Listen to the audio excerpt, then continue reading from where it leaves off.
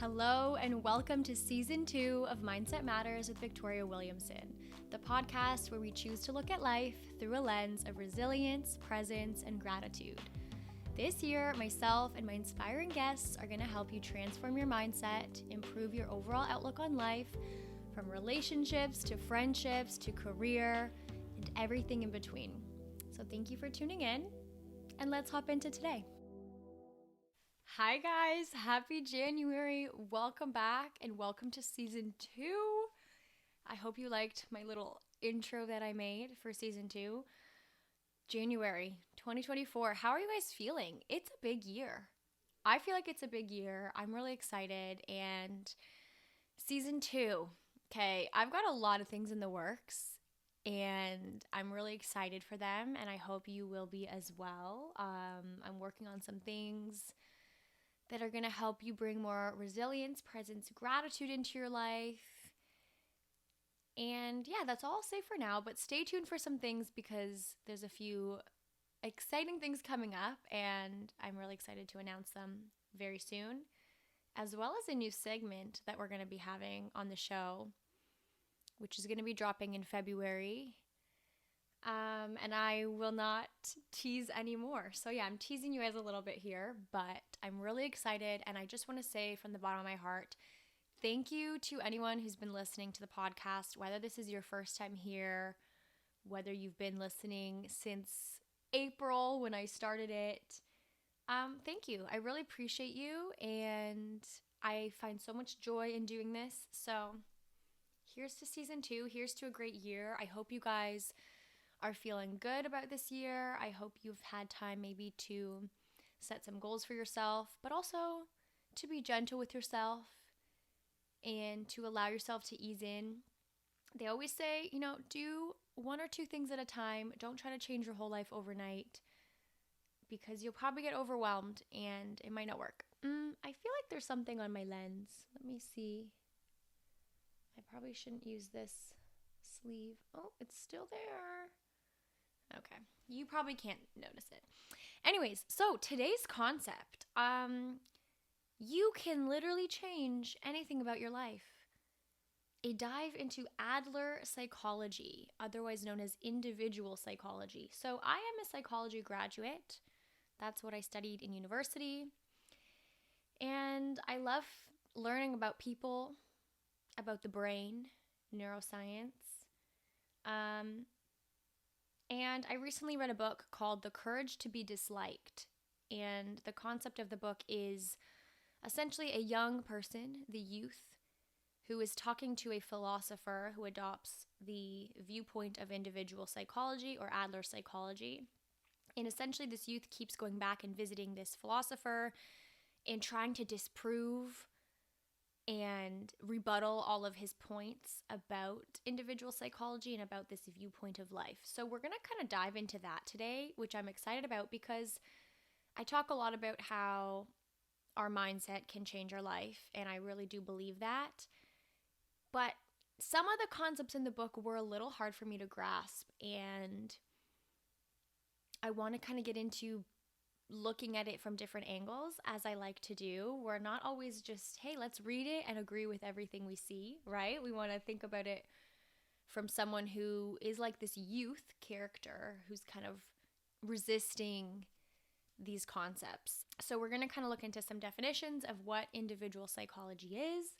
We're going to look at Adler versus Freud because a lot of people are more familiar with Sigmund Freud and trauma and how our past kind of predicts or affects largely our future and the way we show up in the world.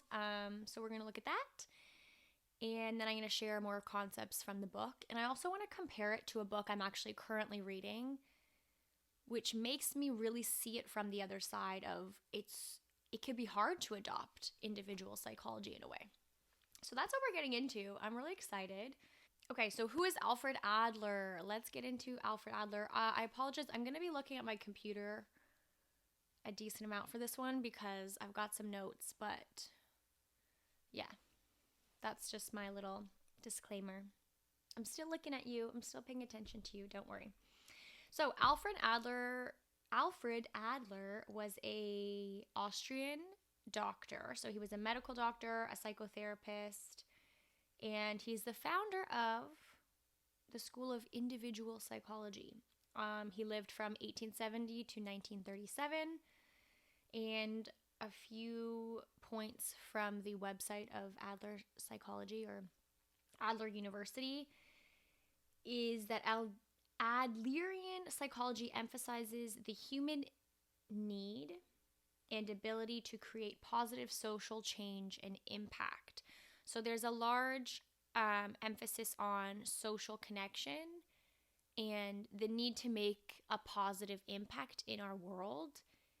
And kind of this idea that the more positive impact we make in society, the better we actually feel in our lives. He also talks a lot about feelings of belonging and being in community with others. Adler believed that the social and community realm is equally as important to psychology as the internal realm of the individual. So a lot of psychology looks at, what's going on in our mind, in our brain. And he argues or believed that our community, our sense of belonging, the way we interact with others is just as important as what's going on inside. Okay, so it's really kind of a therapeutic approach that encourages individuals to seek out connection and to contribute to society. That contribution to society gives you the sense of purpose and therefore helps you feel better about your life, okay? Now, one big thing that's really interesting is the idea of trauma. So when we think about Freud's view in psychology was very deterministic, and what this means is that he believed all human behaviors resulted from specific events or things or experiences from the past. Okay, so it could be biological, it could be environmental, or past experience. And we've seen studies on this. I remember a study we learned about was with a child who was they kind of traumatized this child. I think it was with loud noises. They would really, this study would never pass today, but they traumatized this child where every time they would receive a certain toy, they would pair it with a loud noise. And naturally, that child became terribly afraid of that thing. And it got to the point where even just seeing that thing terrified the child, even when there was no noise. And okay, we could look at Pavlov and think about conditioning. Pavlov is the one who conditioned dogs to start salivating just by hearing a ringing of a bell. So what he did was he paired the ringing of the bell and then provided the dogs food. Now at first, it was the food that made the dogs actually salivate because they saw it and they were excited. But over time, just the simple ringing of the bell signaled to the dog's brain that, oh, food's coming. So he would start to salivate even in the absence of food. Okay, so that is another angle of psychology where, trauma or conditioning can exist. Now, what's really interesting to me in this book, The Courage to be Disliked, and this concept of individual psychology is that they argue that trauma doesn't exist. And I think that's a big deal to say because we live in a society where so many people talk a lot about childhood trauma and how therapy can help you uncover what your traumas are so you can heal your child, your inner child, heal your traumas of the past. And this idea is very common these days that everyone experiences trauma. Everyone has childhood trauma, even if you don't know what it is. Okay, and yet the book is saying that trauma doesn't exist. So I want to share a quote from the book and get into that. It says, "No experience is in itself a cause of our success or failure. We do not suffer from the shock of our experiences, the so-called trauma, but instead we make out of them whatever suits our purposes. We are not determined by our experiences, but the meaning we give to them is self-determining. So it's like saying, because of my childhood trauma or because of XYZ that happened, I cannot now form healthy relationships as an adult. So you are putting meaning to your experiences, and you're saying, because of this, I'm adding the meaning that I now cannot have this. So it argues that we actually create that meaning, and that, the experience itself can't cause something to be true. And what I think is interesting about this is, I talk a lot about resilience. We can look at so many examples. People who have gone to war, okay? I'm making this up, but some people come back from war and they're so traumatized, they're never able to become go back to how they were or live some sort of normal life. Whereas other people who experience the same things can come back and they can kind of make something of it, or they can rewire their brains, or they can come out the other side and be able to be somewhat normal again, or get back to their old self. And it's like, okay, well, what's different between person A and person B? How come this person couldn't and this person could, right? And yes, there's different experiences and people internalize things differently. But again, in a way, that is us putting meaning to it. Or I think about how, in terms of injury, my knee, the first time I injured my knee, it was a lot harder for me. The second time, you'd think I'd be more upset and more angry about it. But I've worked so much on my mindset that me injuring my knee and needing surgery, the meaning I chose to put that on it wasn't, oh, this sucks. Now I can't exercise. I can't do this. I can't do that. And it's all because of this, that therefore I can't be my healthiest self, whatever. That's me putting meaning to the event. But that's not what I chose to do. The meaning I put onto it was, this happened for a reason.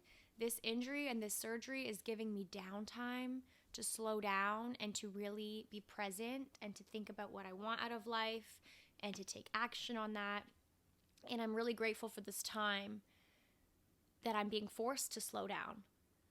And it's taught me a lot. But again, that's the meaning that I chose to put on that. So it's interesting to think of this concept of trauma doesn't exist, but we put the meaning onto things that serves our own purpose. And this is another thing the book talks about, which is really interesting, is so the youth keeps giving an example of his friend who's stays at home and he's afraid to go outside. And he's like, well, why would my friend put that meaning on himself of, oh, I can't go outside, or I'm too afraid to go outside? It's because of his trauma that he can't go outside. And the philosopher is saying, well, he actually doesn't want to go outside because he wants to feel pity. He wants to feel this self-pity. He wants to feel this sense of comfort in what he's doing. And so when you give meaning to something negative and you say, oh, well, I can't do this because of my trauma, you're allowing yourself to not change. And you're basically saying, well, it's not because of me. It's just I can't. Or I have this problem. I can't change it. So it allows you to be off the hook. Well, if you can't change, then you don't have to change. And so people will use that kind of as an excuse. And I thought that was really interesting. So again, and it's not to say that horrible experiences in childhood or in life don't have an effect on us, because that is absolutely not true.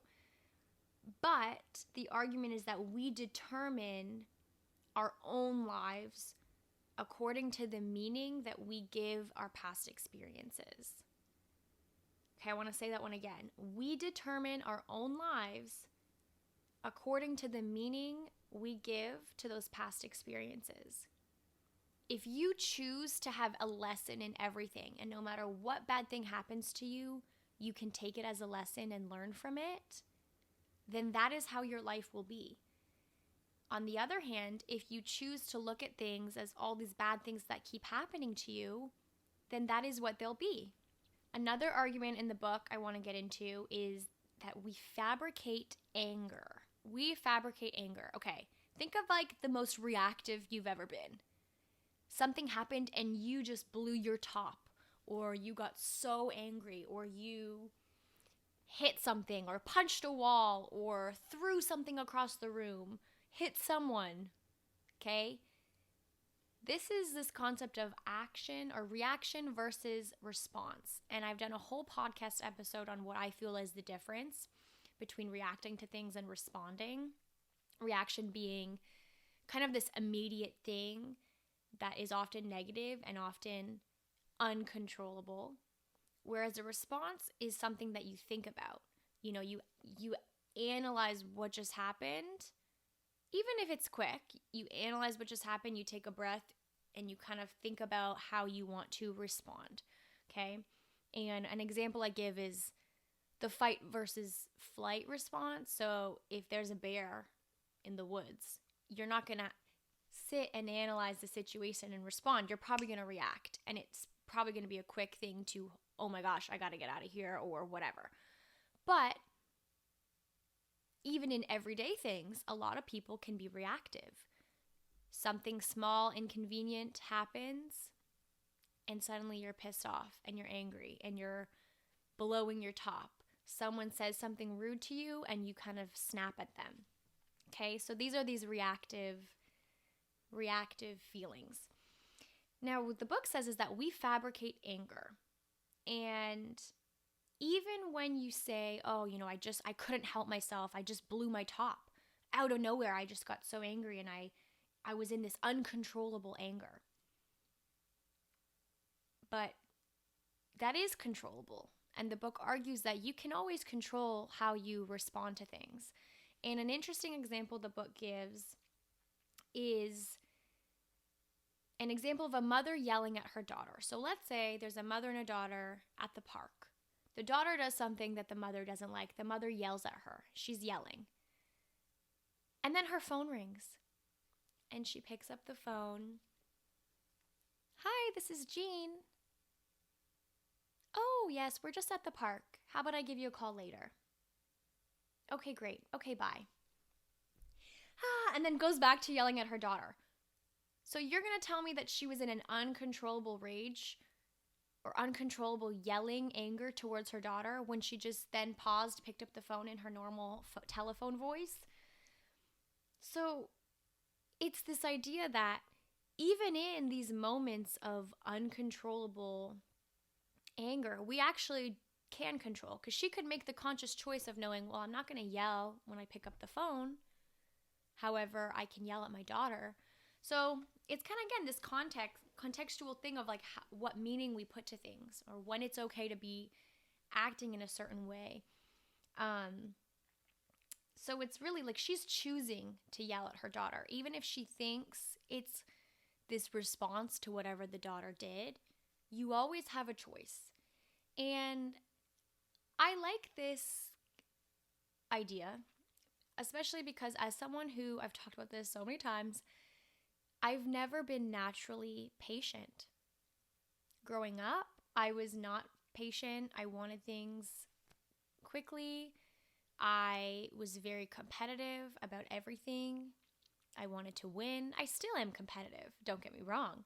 However, I will say that I've actively learned how to be more patient, and I've brought patience into my life as a core value and something that's really important to me.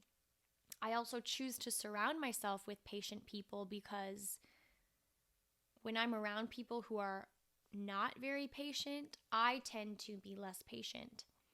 And I prefer being around patient people who kind of also help me be patient and like level-headed, etc. So, but it's a choice. And I genuinely believe that I have chosen to be more patient in my life, as something that I could have argued, oh, well, I've never been patient. I'm just not a patient person. That's just not me, right? And blaming it on, well, when I was a kid, this is how I was, so that's how I am now, right? That goes back to our self-determining viewpoints. it's not our trauma, it's not what happens to us that determines everything, but it's what meaning we choose to put onto those things.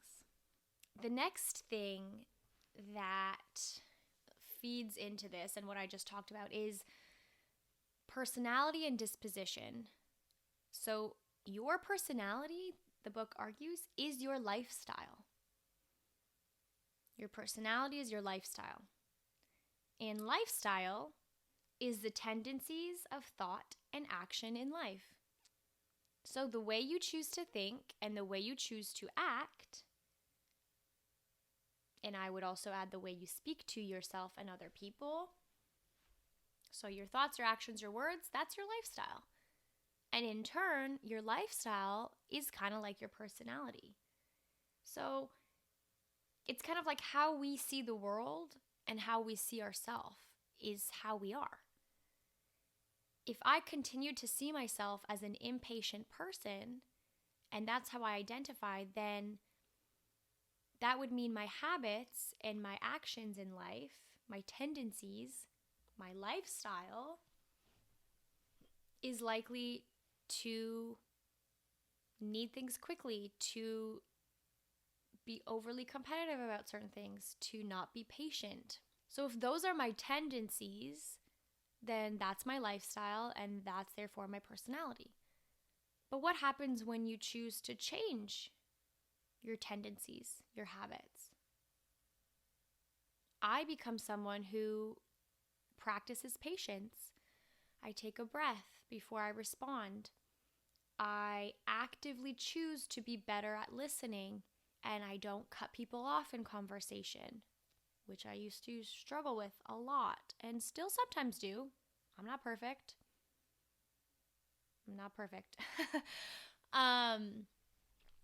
So suddenly I've changed my habits, my tendencies, and that kind of means I'm changing my lifestyle because now I'm not someone who needs things right away, but I'm patient. Is that not also now my personality? Because so many people will blame things on their personality. Oh, well, that's just how I am. And I think anyone can change, but they have to want to change, and it has to come from them. I think a lot of people see the potential in someone and they're like, wow, this person could be this. And they have this idea that they could change this person. And yet, do I believe change is possible? Absolutely. I've seen it in myself in countless ways. I've seen it in other people in countless ways. But it has to come from you. You have to want to change. You have to be ready to change and willing to put in the work. It's not easy to change, especially when you are thinking about how you've naturally been since childhood. Yeah, it's going to be hard. It's not going to be like, oh, I want to be patient. That's it. I'm going to be patient. No, you have to put in the work. You have to practice patience in different ways, in different settings, with different people. Think about what that actually means to you to be patient. And that is what's going to drive change. Another example from the book is someone who says like, oh, I'm a pessimist. Or they tend to have a pessimistic, negative outlook on life. So that's their view. That's their outlook of the world. And then maybe naturally, because that's how they see the world, well, their tendency, their lifestyle is to look at things negatively. Yeah, you might say that's their personality. But as soon as that person learns how to become a little bit more optimistic, that's not their personality anymore. So it's this idea of kind of, I think, separating your personality as this thing that's set in stone. Because if, as the book says, your personality is just your lifestyle, and your lifestyle is your tendencies and your habits of thought and action, well, as soon as I change my thought and action, I can technically change my personality. So definitely food for thought there. I definitely agree with that point that anyone can change, and you don't have to be stuck in your ways, and you don't have to use that as an excuse. Oh, well, I've always been like this, so that's just how it is. Because I'm, again, living proof I'm vastly different than how I was 3 years ago, 5 years ago, 10 years ago. Especially the last 3 years has been massive change. Massive change. And look at me now. Patient and perfect. Just kidding. Okay.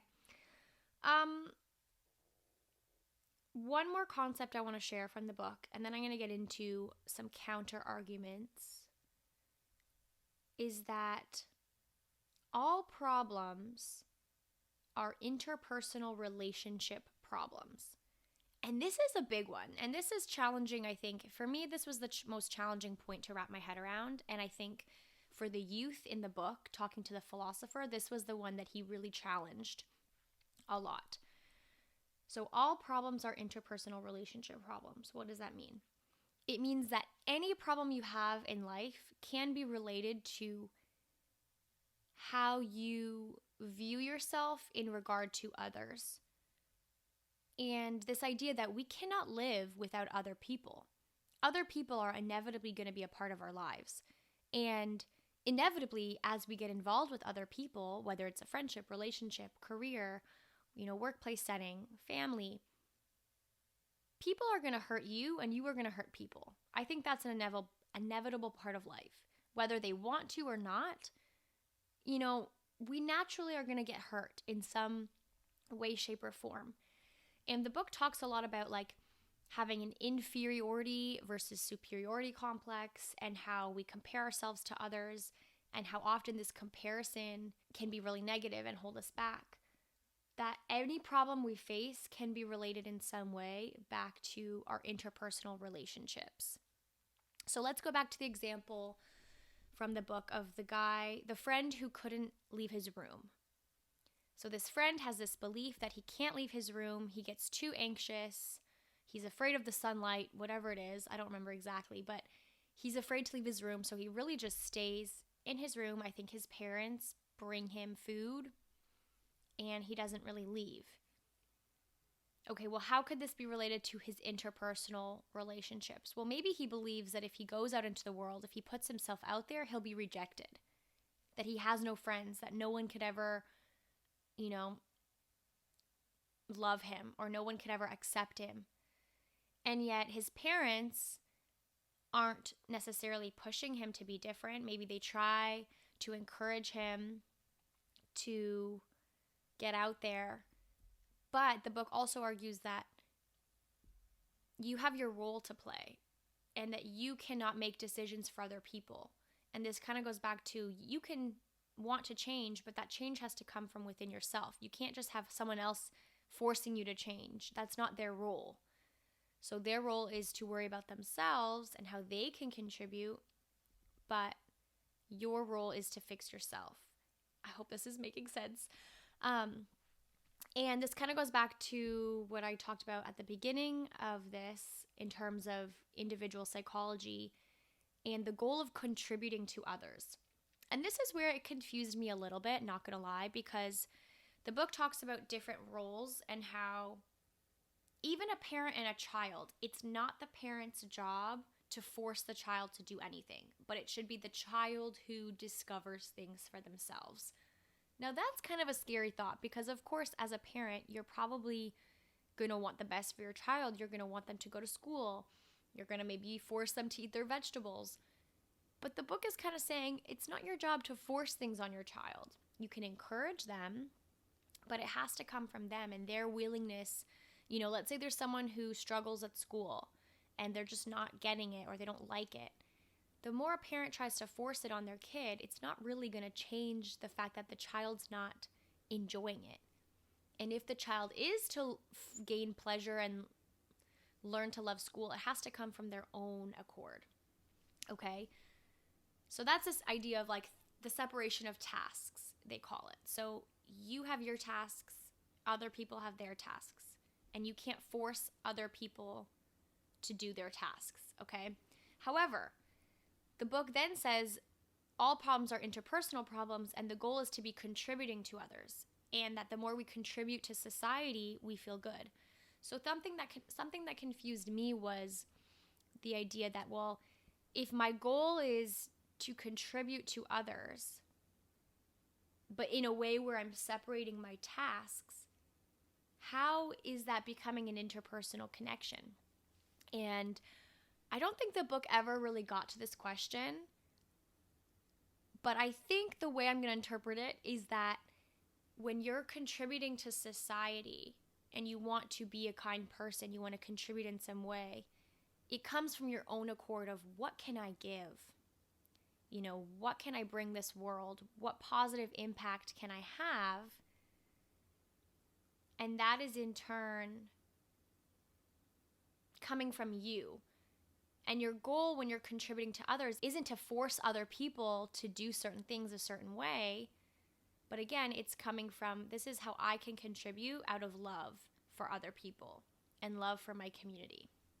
Now, before we end off today, because I've just shared a lot in favor of this concepts of this book and individual psychology, and there are a lot of things I do agree with to an extent, but I want to talk about trauma a little bit, because I'm currently reading a book which just happened to be very insightful into this topic.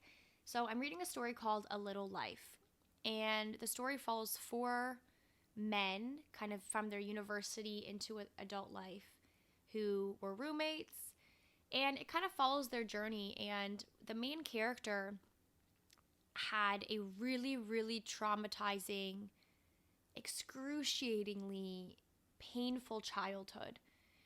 And he has these deep-rooted beliefs that people will always leave him. He suffered, there was an accident in his life. It still hasn't been revealed to me exactly what happened. It was a car injury, but he doesn't frame it as an accident because I don't think it was an accident. And now his legs, he'll never have proper functioning in his legs. He has this really painful body.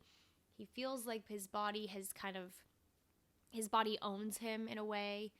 He also suffers, he cuts himself on a regular basis. He doesn't feel worthy, and he can't express his feelings to the people in his life. So even his best friend out of the 4 guys, one of them is closest to him. There's certain things that you see in his internal dialogue, but he never expresses it. And later in life, he ends up being adopted by, well, I won't get into it, but he ends up, and it shares his feeling around this adoption where he still doesn't feel worthy, and he still struggles like, what if they really knew who I am, or who I was, or the things that I did. And he just blames himself so much for all that happens in his childhood. And it's eye-opening because this is someone who's so deep-rooted in their beliefs that they cannot express themselves, and they cannot see it from another way, and they cannot learn to have these feelings of worthiness. And one thing I'll say is his doctor in the book really keeps pushing him to go to therapy and learn to talk about it with someone, because these are things he's like never talked about. And it was only like one child services agent that really knew everything.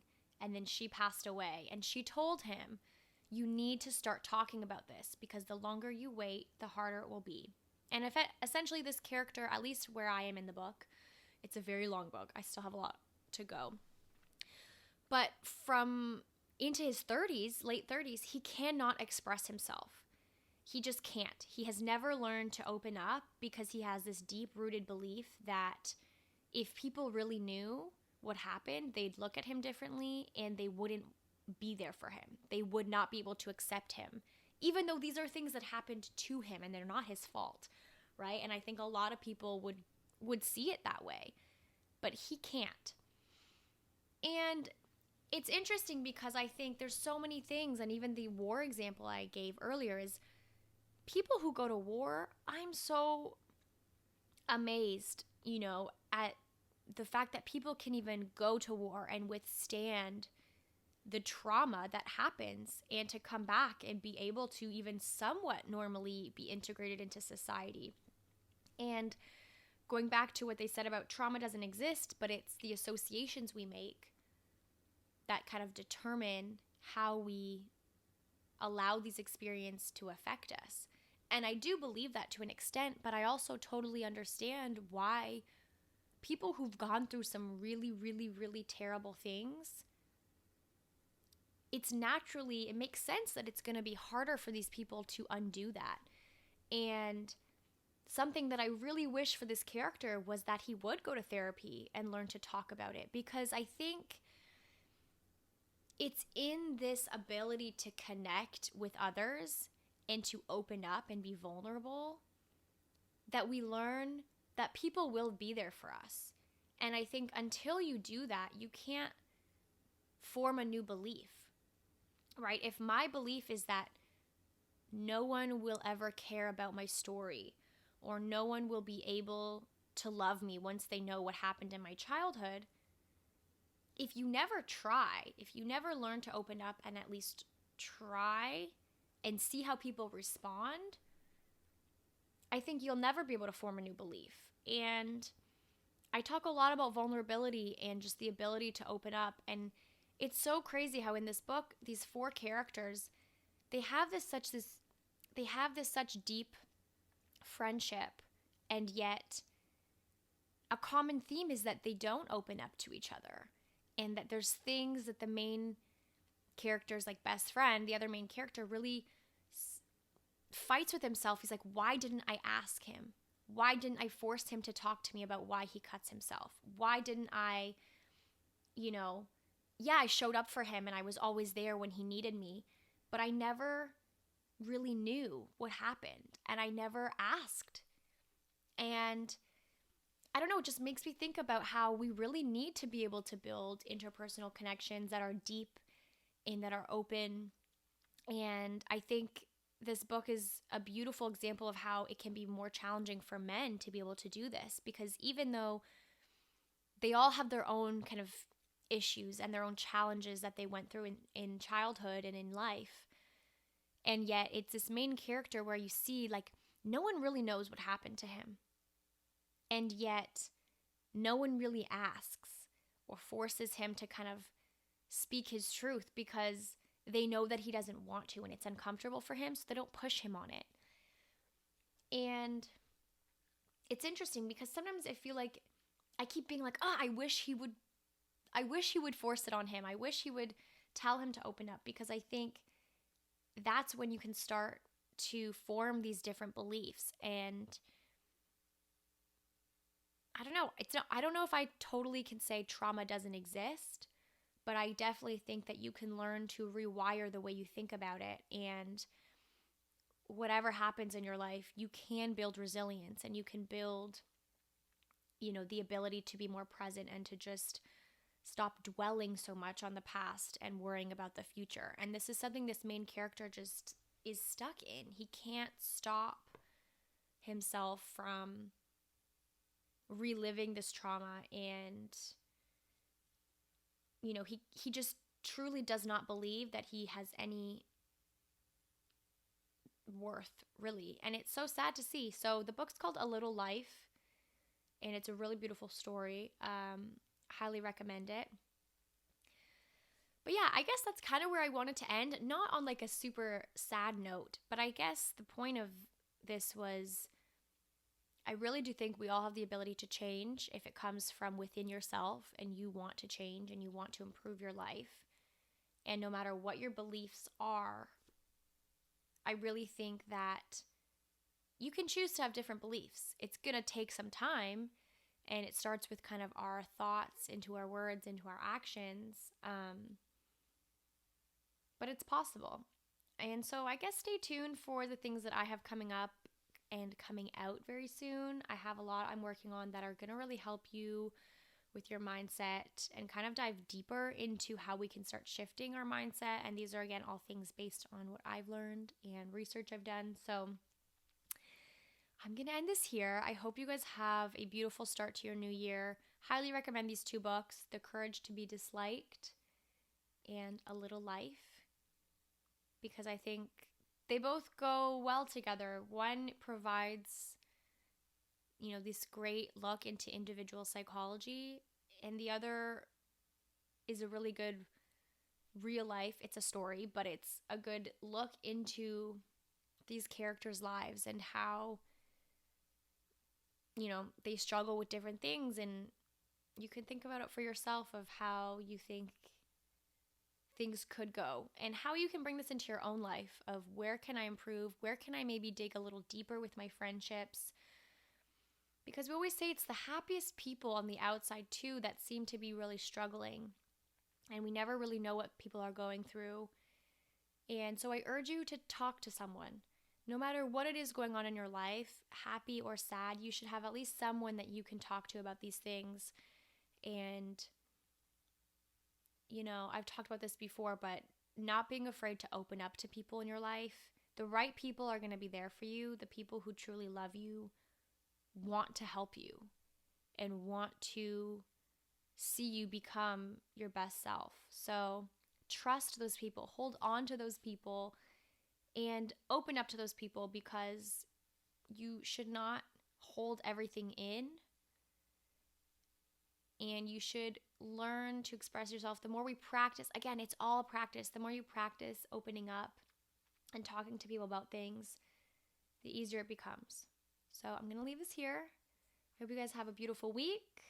Stay tuned for something exciting coming very soon. I'm going to probably announce it next week. And I'll chat with you soon.